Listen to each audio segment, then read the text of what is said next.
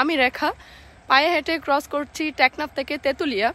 আর আজকে চতুর্থ দিনে এসে গতকাল আমি এই জায়গায় শেষ করেছিলাম, এই জায়গা থেকে আবারও শুরু করছি। এখন বাজে সকাল 6:30।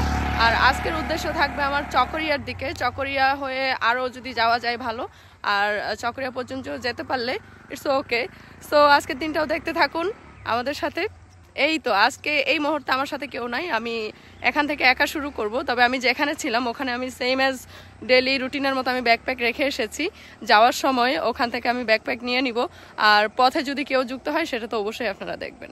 এই মুহূর্তে আমি বাগঘাটা মানে ঈদগাহ বাজার থেকে বাগঘাটা যে ব্রিজটা আছে, ব্রিজ পার হয়ে একদম ভিতরের গ্রামের রাস্তা দিয়ে যাচ্ছি। এই যে দেখতে পাচ্ছেন, খুবই সুন্দর, খুবই সুন্দর।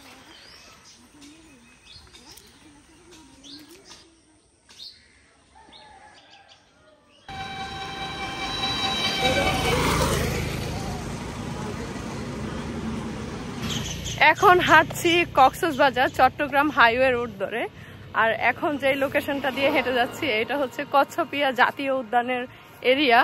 দুই পাশে একদম ঘন ঘন বন জঙ্গল, আর মাঝখানে হচ্ছে রোড ধরে হেঁটে যাচ্ছি। এই জায়গার একটা ড্রোন ফুটেজ নেওয়া গেলে কি হতো জাস্ট আমি চিন্তা করতেছি। এত দারুণ রোডটা, যেহেতু হাইওয়ে একটু পরপরই হচ্ছে বড় বড় গাড়ির আগমন আসা যাওয়া করছে, আর আমরাও চিল করতেছি কারণ রোডটা ওইভাবে গায়ে লাগছে না। এই তো খুবই সুন্দর, খুবই সুন্দর। কচ্ছপিয়া জাতীয় উদ্যানটা যদি ওপেন থাকতো, বা ওপেন হয়তো এখনো করে নাই কারণ গেট দেখলাম বন্ধ, অফিসও দেখলাম বন্ধ। নেক্সট টাইম ডেফিনেটলি একবার আসবো। খুবই চমৎকার, এই যে খুবই সুন্দর।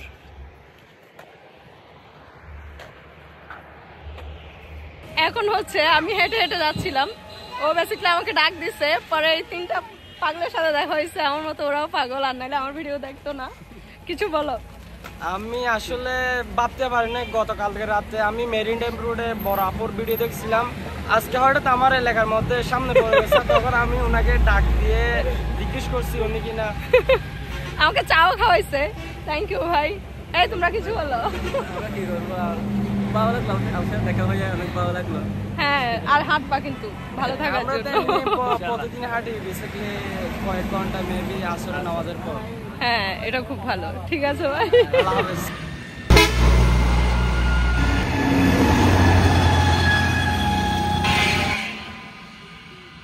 এই চকরিয়া বাস টার্মিনাল আর 500-600 মিটার মতো আছে।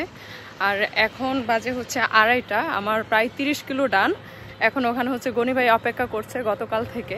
ভাইয়ার বাসায় গিয়ে খাওয়া দাওয়া করে হয়তো 1 ঘন্টা রেস্ট করব, দেন আজকে আরও কিছু সময় হাঁটবো ইনশাল্লাহ। আলহামদুলিল্লাহ পায়ের আপডেট অনেকেই জানতে চেয়েছিলেন। আমার পা এখন মোটামুটি অনেকটাই ঠিক আছে।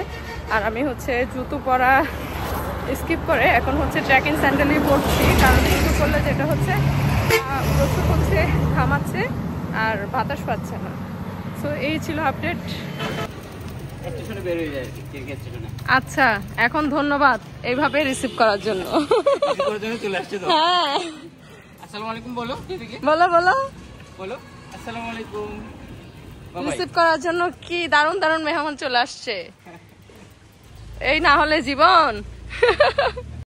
জাস্ট খাবারের আয়োজন দেখেন, কত কিছু করছে গনি ভাই, পাগলের মতো মানুষ একদম। এত খাবার আমি খাইতে পারবো? মুহূর্তে আমি চকরিয়া থেকে মহেশখালী যে রোডটা আছে ওই রোডটা ধরে হাঁটছি।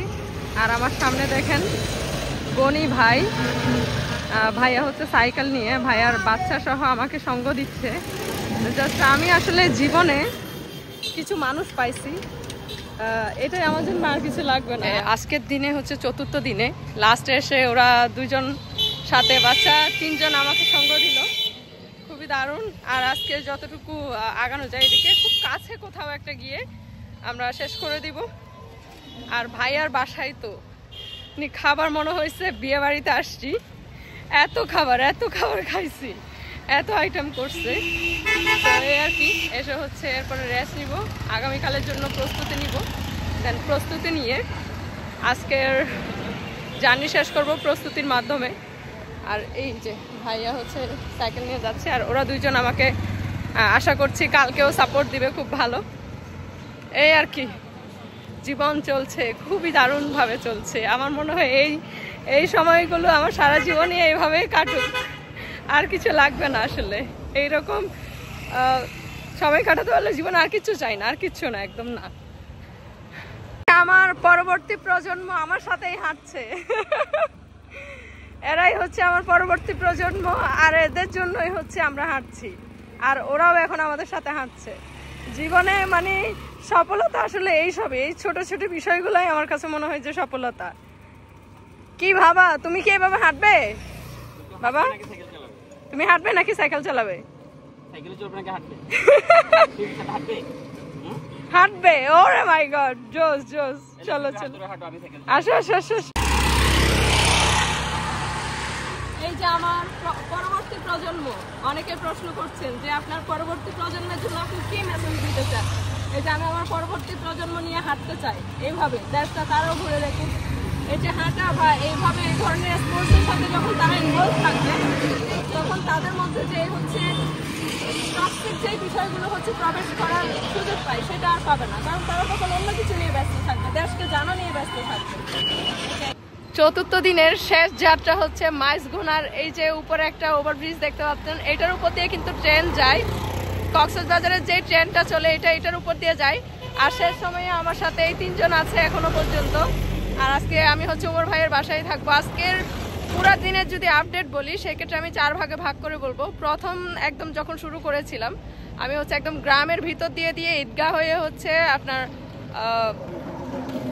ঈদগাহ হয়ে হচ্ছে একটা পয়েন্ট উঠছি, জায়গাটার নাম হচ্ছে আমার এই মুহূর্তে মনে পড়ছে না। ওখান থেকে হচ্ছে ফুল হচ্ছে কক্সবাজার চট্টগ্রাম হাইওয়ে ধরে দেন হচ্ছে চকরিয়া আসছি। আর চকরিয়া থেকে এটা হচ্ছে আপনার বাঁশখালী হয়ে যে রোডটা যায়, বাঁশখালী ভিতর দিয়ে যেটাতে যায়, ওই রোডে আজকে কিছুক্ষণ হাঁটলাম। মহেশখালী আর বদরখালী রোড। আচ্ছা হ্যাঁ, মহেশখালী বদরখালী রোড। এটা হচ্ছে ডিরেক্ট মহেশখালী মেইন রোডটা। এটা থেকে আপনার কয়লা বিদ্যুতে যাওয়া যায়, মাথাভাঙা কয়লা বিদ্যুৎ। এদিক থেকে আপনি সোজা পেকুয়া কানেক্টিং হয়ে আপনি বাঁশখালী ঢুকে যাবেন। আচ্ছা আচ্ছা, এই হলো আজকে রোডের আপডেট। আর আমি খাবার দাবার কোথায় খাই, কি খাই, এটা নিয়ে অনেকে জানার আগ্রহ। সকালে আমি গতকাল যেখানে ছিলাম, যার বাসায় ছিলাম, ওনার ওখানেই হচ্ছে আজকে সকালে খাওয়া দাওয়া হয়েছে। আর আমি সকালে যেহেতু একদম 5:30টায় বের হয়েছি, তখন একটা দোকান থেকে 2টা পুয়া কিনে খাইছি। এরপরে সারাদিন হচ্ছে কলার উপর থাকি, আর পানি থাকে অ্যাজ ইউজুয়াল। পানিটা আমি কখনো মিস দিই না, একটু পরপরই পানি খাই। আর আজকের লাস্ট একদম লাঞ্চটা হয়েছে ভাইয়ার বাসায় 3:30টায়। এত আইটেম করছে, আমি স্ক্রিনে দিয়ে দিব। আর হচ্ছে হ্যাঁ, অনেক মজা ছিল খাবারটাও। আর যদি বলি যে ট্রেলের পুরা রাস্তার সৌন্দর্য খুবই দারুণ ছিল, কারণ আমি বলবো যে সবার একবার অ্যাটলিস্ট হাঁটা উচিত। স্পেশালি আপনার ঈদগাহ থেকে চকরিয়া পুরো আগ পর্যন্ত, মানে যেখান থেকে আলীকদম ডিভাইড হয়ে যায়, ওই জায়গার কিছুটা আগ পর্যন্ত সাফারি পার্কের যে ফরেস্টটা আছে, 2 পাশে ফরেস্ট, আপনি মাঝখান দিয়ে হেঁটে আসবেন হাইওয়ে, খুবই দারুণ। তবে একটা জিনিস খারাপ লাগবে, যখন আপনার ফরেস্টটা শেষ হয়ে যাবে, তখন অনেক কুকুর, বিড়াল, ওদের হচ্ছে মরদেহ পাবেন, কারণ ওরা হয়তো রাতে চলাচল করতে গিয়ে কোনো গাড়ির নিচে পড়ে যায়। এটা দেখলে খুবই খারাপ লাগবে। এছাড়াও বাকি সব অনেক ভালো, আর মানুষজনও খুবই ভালো, যেহেতু লোকালয় দিয়ে আসা, খুবই দারুণ ছিল। সো এই আর কি, আজকের মতো এখানে শেষ করছি আমরা। আজকে গনি ভাইয়ের বাসায় থাকা হবে। আর অনেকে জানতে চান আমি কোথায় থাকি, আমি হচ্ছে আমার ভাই ব্রাদার যারা আছে ওদের বাড়িতেই থাকি। এই